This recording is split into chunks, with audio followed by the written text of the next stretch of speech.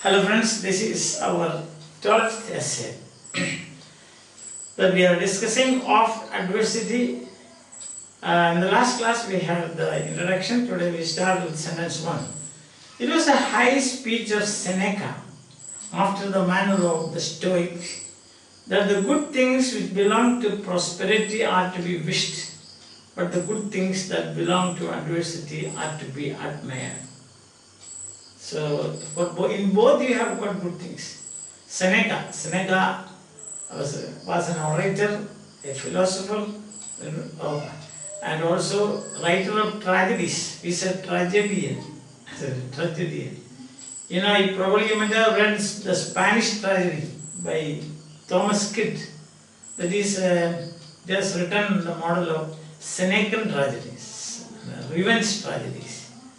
So, Seneca, the Roman scholar, philosopher, after the manner of the Stoicism is a philosophy.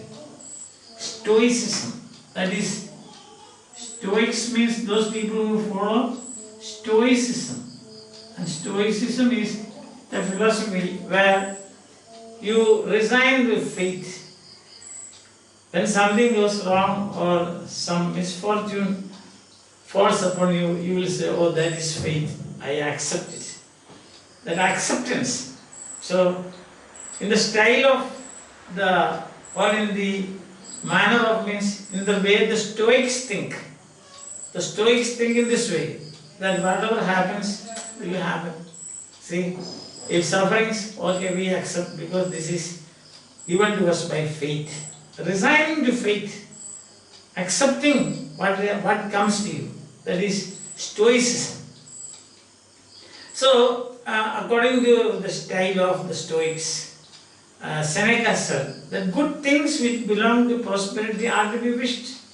Prosperity, that is when you are lucky, you are rich, whatever you want, you have 2 or 3 railway stations of your own, airports of your own, see that 5 or 6 bungalows, everything, whatever you touch, like Midas touch, it will all turn into gold. So then, those things we want, we wish, we welcome. That is a wish, we welcome. But good things that belong to adversity are to be admired. So, the virtues that you learn, the qualities that you acquire, the lessons that you learn from adversity should be admired. That is the thing. So, which is better? According to Francis Bacon, what is to be admired is the sufferings of people. For example, think about Pandavas, Joseph of the Old Testament. And also we have got the recent great leaders like Nelson Mandela, Mahatma Gandhi, then Bal Gangadhar Tilak, and we have got all the great freedom fighters, Pandit Jawaharlal Nehru and all. How many years of life in jail? But they came out with great courage. See that?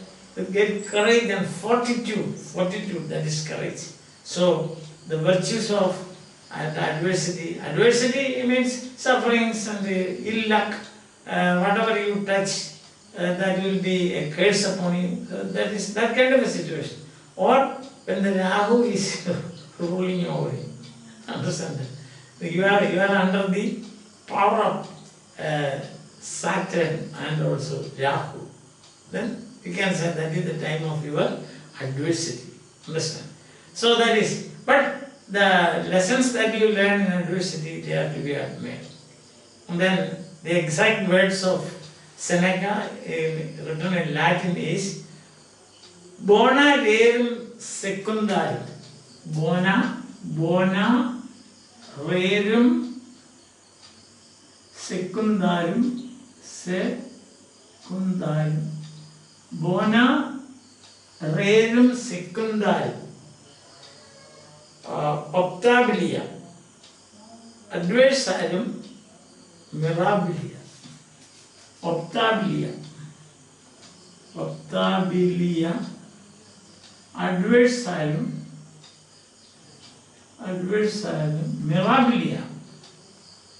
mirabilia.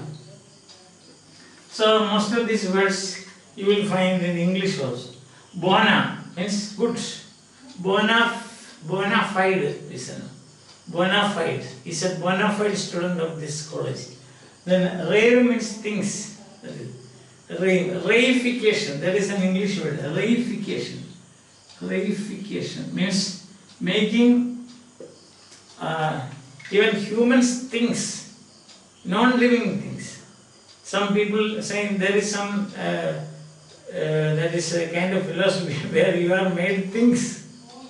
If humans are made things, reification, reified this.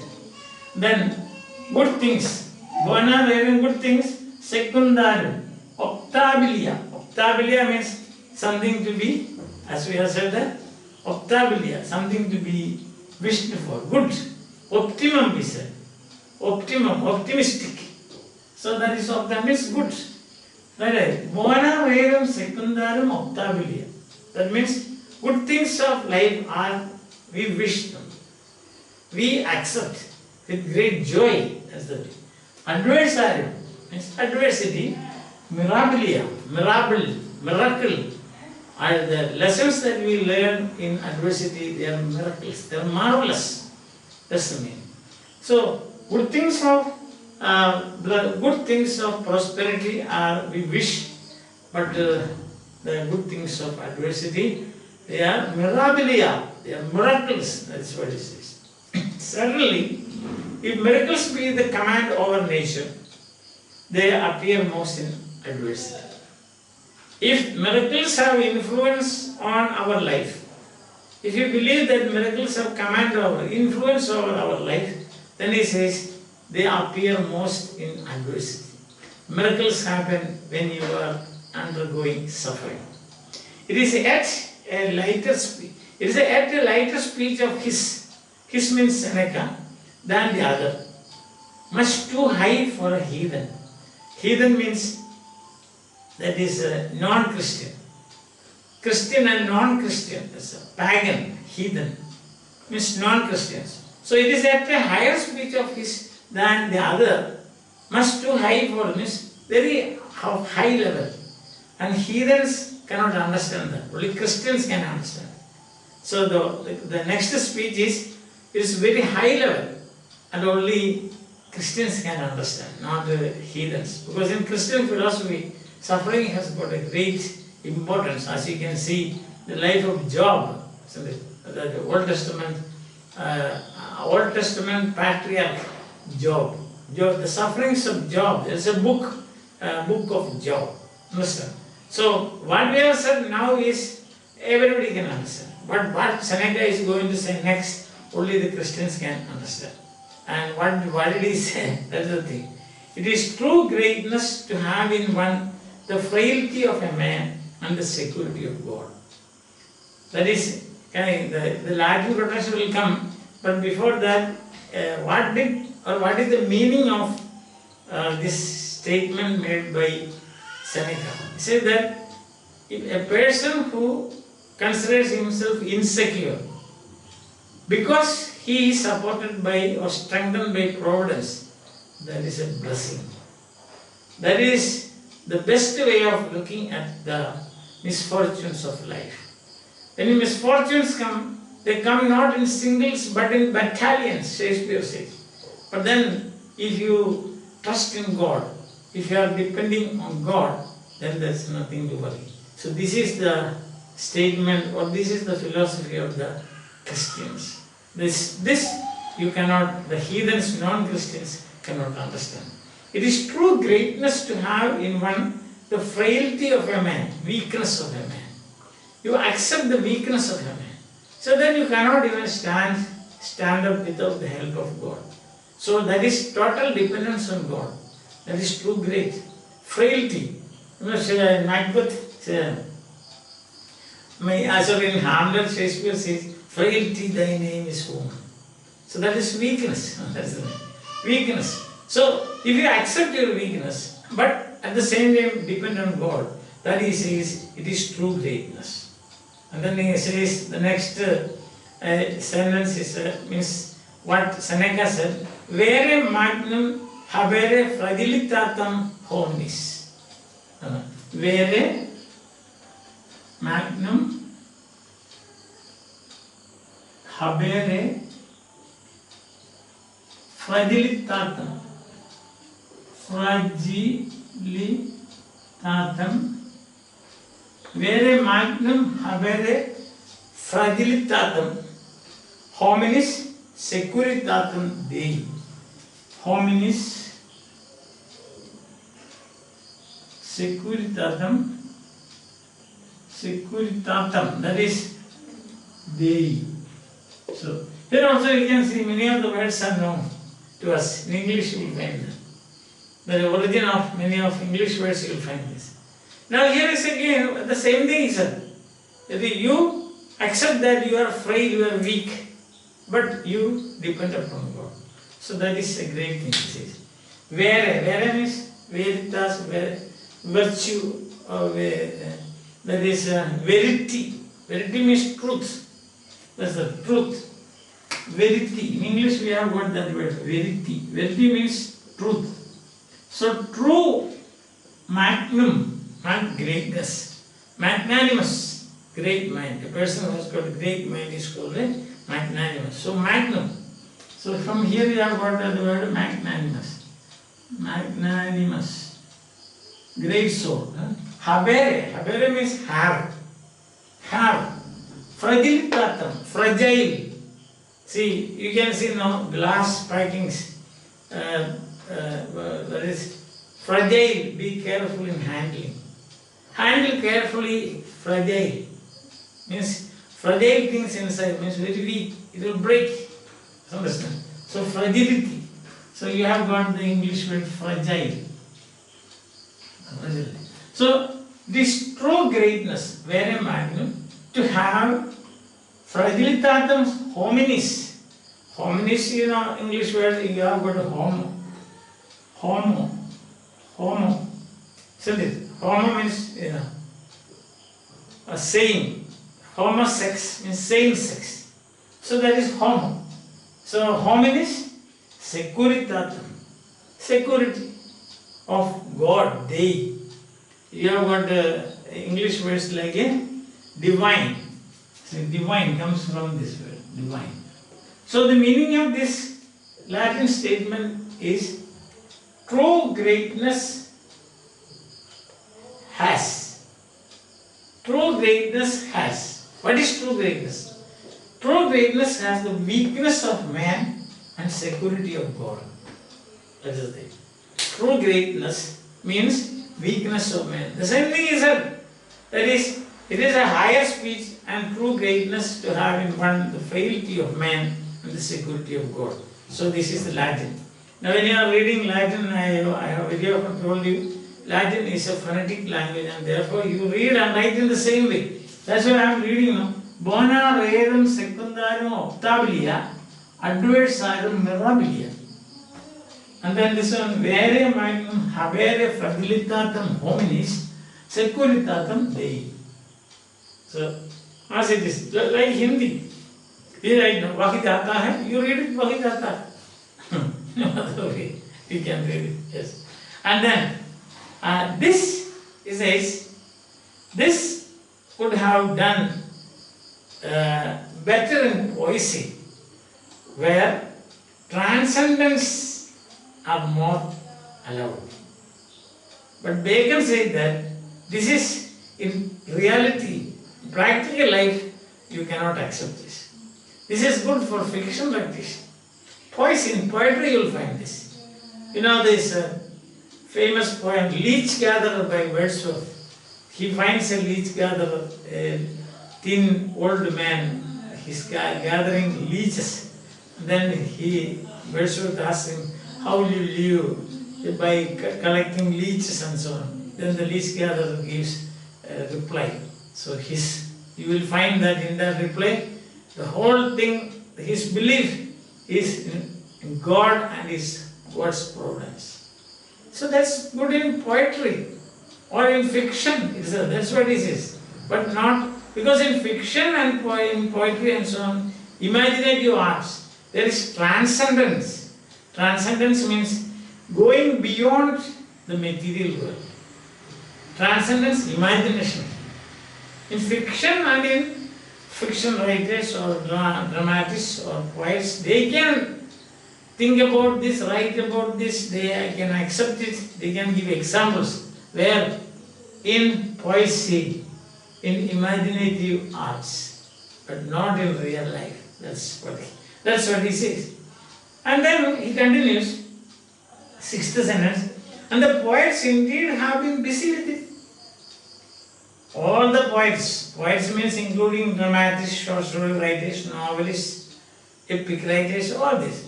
So all the poets are busy with it. Iliad, for example, that is, or the stories in Canterbury Tales. These are all the Nun's Priest Tale. Maybe you may be reading it. So that is imagination. Pertilotti. And the hens say that story, etc. So imagination. Not in actual life you will not find such a thing. So the poets indeed have been busy with it. For it is, in effect, the thing which is figured in that strange fiction of the ancient poets. So this is what is figured, this is what is stated, this is what you can see in the strange fictions of the ancients or ancient poets, which seemeth not to be without misery. There are incidents of misery. Nay, not only that. And they have some approach to the state of a Christian. What is the state of Christian means? A Christian believes that suffering is profitable. The Winhall by there are many Hopkins you will find. And the last lines clearly states that suffering is profitable. Especially profitless suffering, like that of Jesus Christ dying on the cross for redeeming humans. So that is the main theme, that is the theme in Hopkins' The Windhawk. I caught this morning Sminian, that poem. I have already given about 3 or 4 lectures on that. Those of you are interested can go through that. I have recited that also. Like Hercules when Wasteland, I recited sometime in 2017, 2 years ago. Yes. I know that's a different thing. So what happened is, that doesn't mean there is no misery. To have some approach to the state of a Christian. So approach to the state of a Christian means Christians accept suffering and they think that it will be rewarded someday. And here you will find another one. Even in the non-Christian fictions you will find, literature you will find that Hercules, when he unbound Prometheus, by whom human nature is represented. Human nature is represented by whom? Prometheus, you know, the story of Prometheus, he stole fire and gave it to humans. So what happened? Jupiter bound him. So that he has to be unbound. So Hercules, the Greek hero, was entrusted with this mission. And he goes. How does he go? Sail the length of a great ocean in an earthen pot or pitcher. That's the thing. So a small pot he sat and he sailed the length of a great ocean. His trust was in God. Not only Christians, but you will find in non-Christian, heathen fiction also you will find this. Or fiction of the Greeks. Most of these Greeks were not Christians then. So that picture, lively describing Christian resolution, the Christian determination, or the Christian fact, or the Christian philosophy. So Hercules accepted the Christian philosophy. Hercules, he made his journey based on the Christian philosophy. What is the Christian philosophy? That God will protect you. So he took a small pitcher, or you have got the text with you, PATCHER, or a vessel, a small vessel. And then he used it for sailing. That sailed in the frail bark of the flesh through the waves of the world. So this is compared to the Christian belief. What is the Christian belief? Christian belief is that the body is a frail bark, a very weak boat. The body is a very weak boat, and this world is full of waves. So in these waves, anything can happen. But you are sailing. You are sailing. Why? Your bark or your body is the bark, and that is very frail. But still, you live in this world. This world means surrounded by many difficulties. Why? Because you believe you trust in God and God's providence. Got that way? Yes. So I hope that there are a few points that you have made. What Seneca said. Seneca said that the Roman orator, the great tragedian who wrote tragedies, he said that there are good things in prosperity and also in adversity. But the good things in adversity are miracles and they are admired. So he has quoted from this, Bene rerum secundarium optabilia adversarium mirabilia. So all the things that you find or you get, you enjoy during prosperity, they are best, optabilia, optimum. But adversarium, what do you suffer, what do you get from adversity, they are miracles, mirabilia. Certainly miracles be command over others. So miracles happen when you are really suffering. And then there is a higher speech of his, Seneca's, and that only Christians can understand. And what is that higher speech? Higher speech, a man who accepts that he is weak or he is nothing, and he believes in the providence of God, who leads his life trusting in the providence of God. That is very great.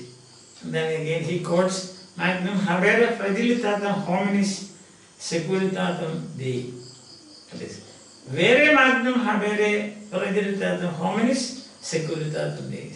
The true greatness is in depending on accepting your fragility, weakness, and believing in providence of God. Then he says, this is good for poetry, not in real life. And you will find this in the ancient poets. For example, you have got the example of, you have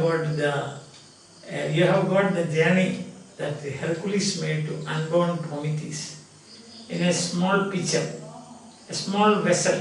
Why? He could do it. A great ocean, the length of a great ocean. How? Why? Because he trusted in God. Like that he says, that is just like the Christians do. The Christians think that their body is weak. They are like a small pot. Anytime it can break. And for Christians, the body is a bark. It is the weak bark. But at the same time, the bark is moving forward without minding the waves, because the waves you find around you. Waves again is metaphor for sufferings. You have got sufferings, so but you proceed with your journey because you trust in God. Understand? So the main points, as we have already seen, both are good, but adversity is much better. And the greatness, true greatness, is in depending upon God. And it says, this may be something that you will find in poetry, transcendence in poetry, that is imaginative arts, but you will find it in Christian as well as non-Christian stories. For example, in Hercules. The other thing is that Christian version of the world and the life on earth is, man's body is very weak, it is like it is fragile, it is a fragile bark. But still it continues its journey in the waves of this world. Waves of this world, sufferings of this world, because they have got trust in God. So what is true greatness?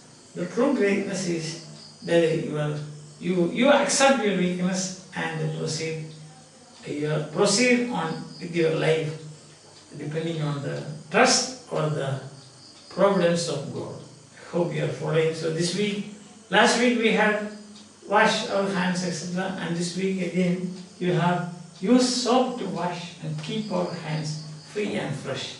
The killer virus, you have to somehow get rid of it. So the best thing is use soap and wash your hands. You have seen in TV and all how to wash. Like this, then you have to scratch like this, you have to do like this. So this is how to wash. Then whenever you go out, see, for anything. And another thing that the doctor said that don't touch anywhere. Wherever you go like this. Like saying namaste. So if you have got a tendency to touch here and there, unnecessary things, then you should hold your hands like this, like in namaste position. So if you are going like this, somebody will say, why are you going like this? Because sometimes if I touch these surfaces, killer COVID, killer corona will get attached to my hands. That will create problem for me and problem for others. Therefore, I am doing like this. Okay, thank you very much. So, thank you very much. Right.